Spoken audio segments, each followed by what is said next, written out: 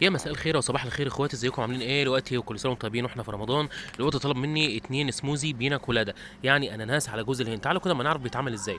اول حاجه هنجيب في معيار كوبايتين من التلج يكونوا مليانين قوي، يعني كوبايتين كده يكونوا مليانين تلج، وننزل بيهم في الخلاط. تمام كده. بعد كده هنقوم حاطين على كوبايتين 60 جرام من فليفر الاناناس، ولو موجود قطع اناناس اللي هي الطبيعي ممكن يغني عن الفليفر. تمام قوي.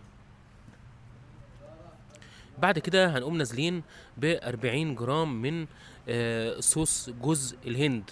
صوص جوز الهند، لو مفيش صوص جوز الهند من ده ممكن نحط جوز هندي عادي خالص، يعني عادي خالص، هو هيتضرب مع السموزي. بعد كده هنقوم نازلين بالسكر. السكر حطينا كده 4 معالق سكر على كوبايتين، والسكر حسب رغبة. بعد كده هنقوم نازلين بكوبايتين، بكوباية يعني نص كوباية مية على كوبايتين لسموزي الأناناس.